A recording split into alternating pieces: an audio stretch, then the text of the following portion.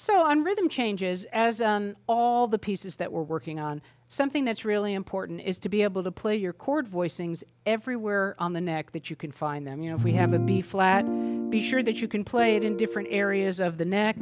And now we have different voicings. Here's a B flat major 7. There's a B flat where I've opened it up and I've added the 9. And I can do it there. I'm going to play a B flat major 13. There's that high G on top there. Play it like this. So you can also use a D minor. That's a good chord sub to use for the B flat major 7. So we've got all our D minors everywhere on the neck. And that's just a real important thing to do. Same with your dominant chords. Now you've got a G7. You want to play these chords everywhere that you can see them on the neck. And right now I'm just playing the basic chords, but remember you can add embellishments to these chords as well. So, for example, let's see.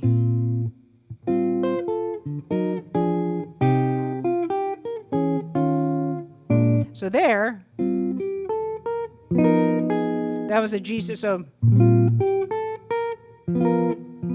there's a G7 sharp 9, G7 flat 9, or A flat diminished, leading into C minor, and there's an F sharp 5 or F augmented. So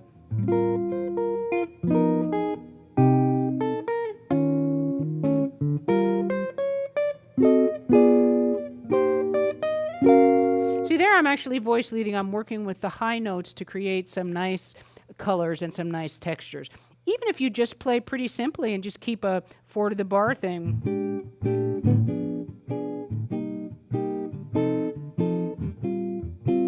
See there, I'm not voice leading, I'm just grabbing the chords wherever.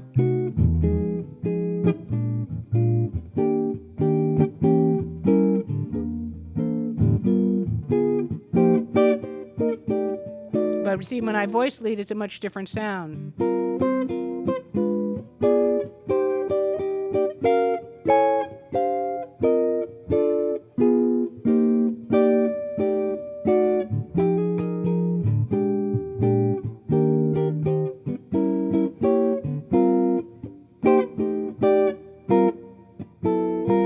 So that's a really important thing to work on, and it's something actually that I talk about in my flying solo course for TrueFire that I go into in great depth, and that's voice leading using the top 2 strings to create a melody.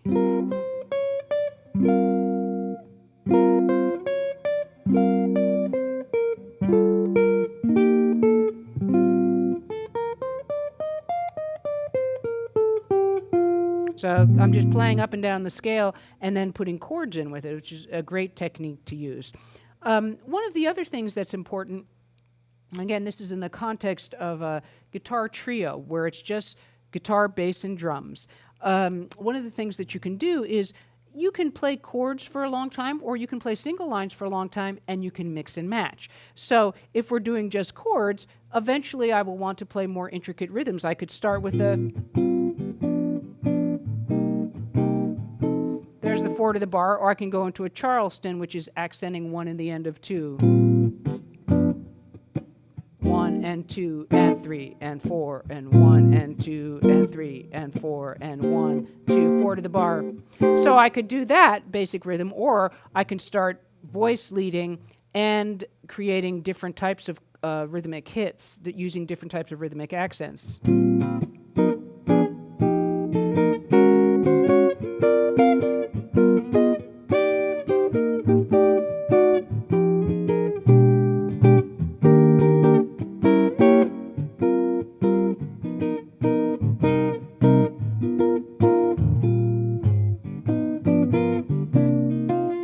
Okay, so that's a really cool thing that you can do when you're just playing chords, because then what I just did there, even though I wasn't playing any single lines, the single lines were implied because I was voice leading. So it sounds like there's, in a sense, 2 things happening, and there are.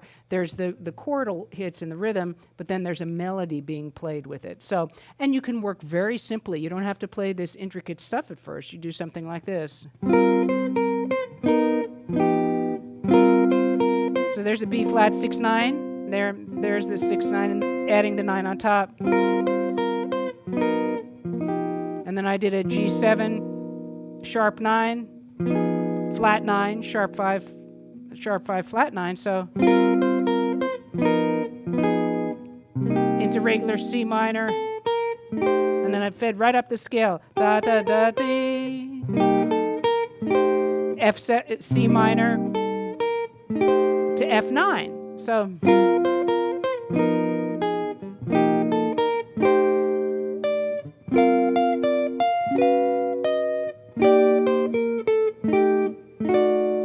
So that's what I'm doing. I'm just taking the notes that are right off the chord and moving in that fashion up and down the neck. You know, another thing that's really great to do is just play. If you play your single lines, articulating the chord changes in a really clear way, you can get away with playing no chords at all. For instance, something like this.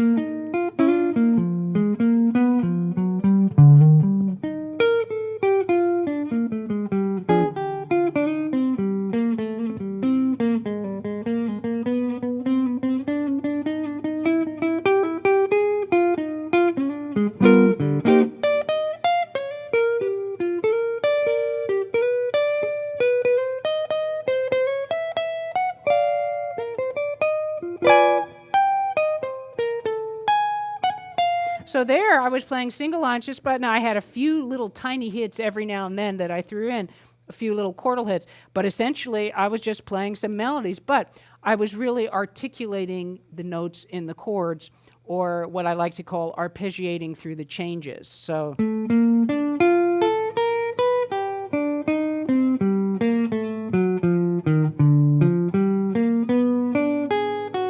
this is a really good exercise. So what I'm doing is I'm playing continual eighth notes, and I'm trying to articulate the thirds of the chord, the important, arguably the thirds are the strongest tone that you can land on.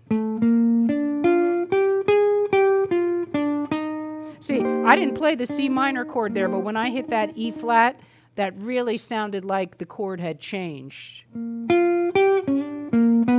There I ended on the B of the G7.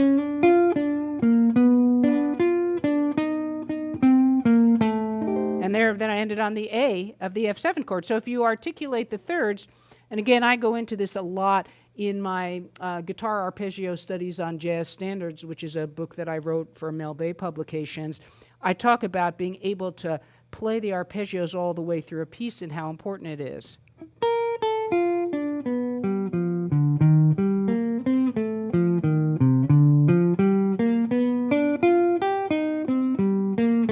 And there wasn't a single chord played, but you can hear it's as if the chords are being played. So that will enable you to play single lines for a while and then not even worry about the chords. And then, of course, there's the process of mixing and matching.